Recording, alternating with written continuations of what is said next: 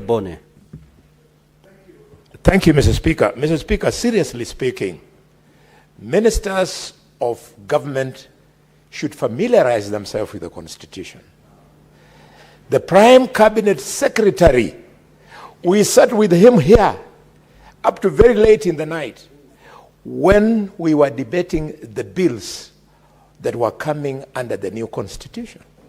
And he knows, and he ought to know, that the Constitution says a person is a citizen by birth if on the day of the person's birth, whether or not that person is born in Kenya, either the mother or the father of the person is a citizen.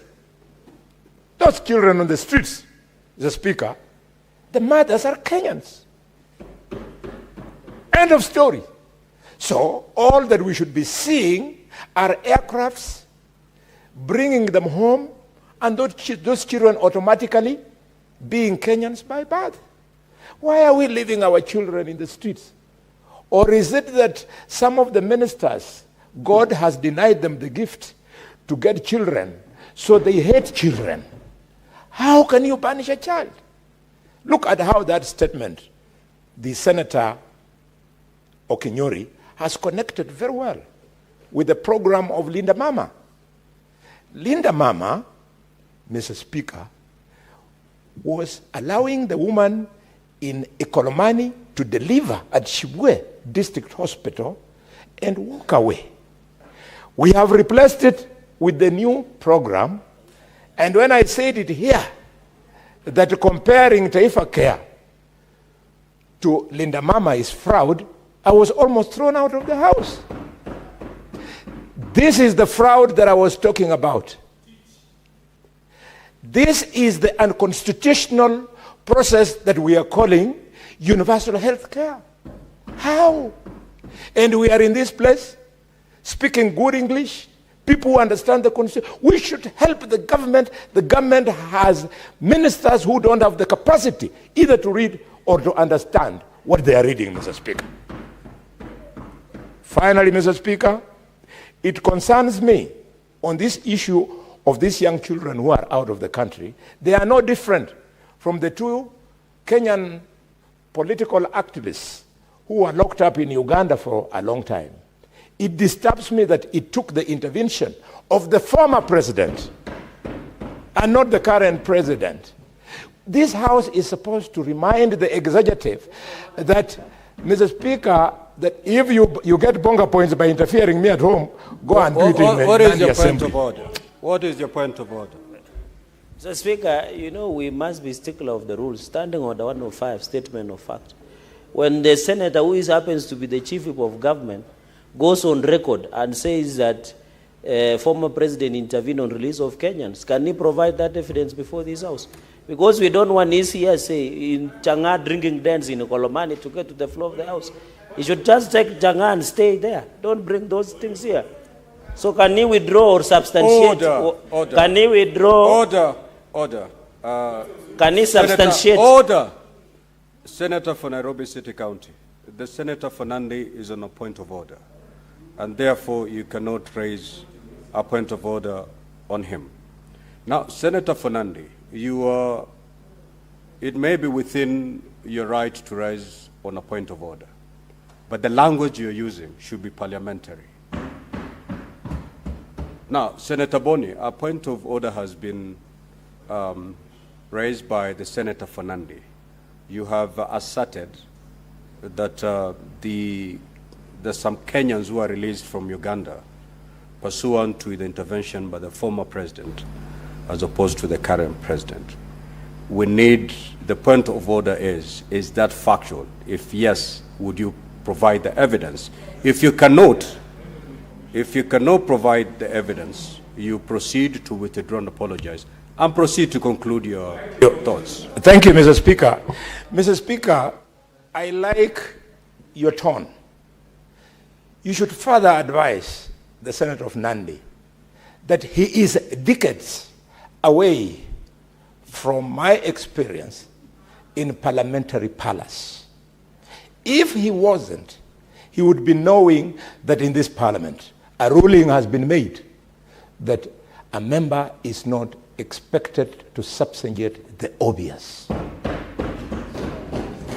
Mr. Speaker, sir, Mr. Speaker, sir, I was saying this with maximum respect.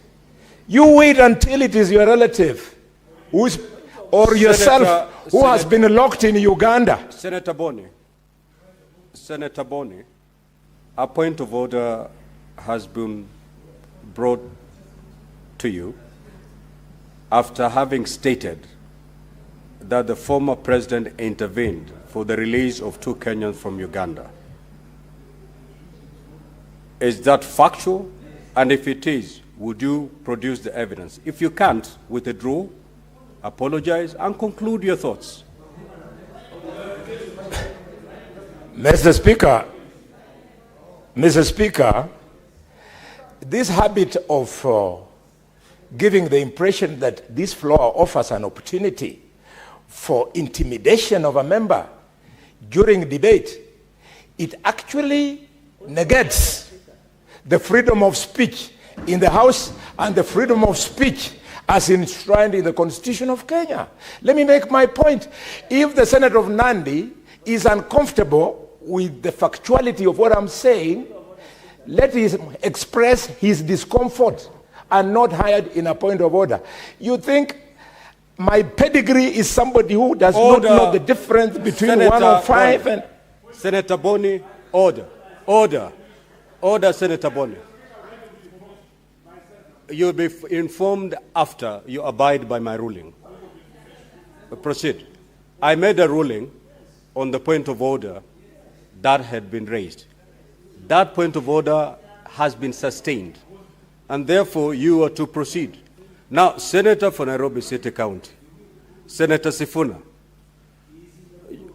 you'll have a moment to speak. Senator Boni, Senator for Kakamega County, you either proceed to substantiate that allegation or withdraw, apologize, and proceed to conclude your comments. Mr. Speaker, I started this journey in politics at the age of 22. Now, bear with me. Bear with me, Mr. Speaker. It is just 5 seconds, I've finished. Right, at the age of 22, we fought for this constitution for so long, so much so that rather than respond to all things that have been said here, I choose to keep quiet. Senator Boni, if you cannot substantiate, the other option is not to keep quiet. Keeping silence is not an option under our standing orders. If you cannot substantiate, you proceed to withdraw and apologize. Proceed. Mr. Speaker, I see no evidence that I'm unable to substantiate. If such evidence is there, let it be adduced. I am very serious. We are not going to breach provisions of the Constitution just because of a smaller provision that could be found in a standing order. And if the Senator of Nairobi could inform me, please. Senator Boni, we will deal with the point of order raised before I allow the Senator for Nairobi City to inform you. Kindly, you either substantiate now.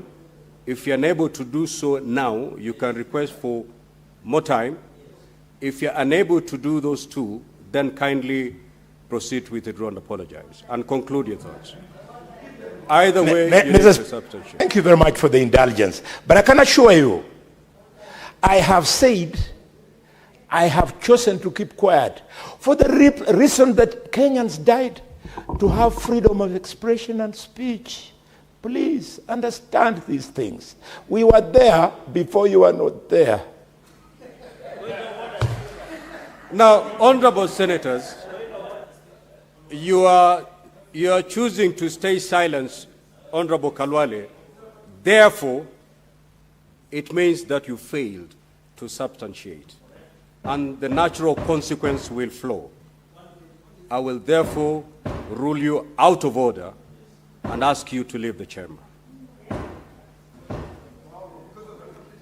For the remainder of today's sitting, I've made a ruling, Honorable Boni. I have given you more than 15 minutes to do what this. No, I've already done the ruling. You walk out of the chamber. Mr. Speaker, I exactly walk out because I cannot allow this parliament to come up with freedom of speech in this house and freedom of expression in general.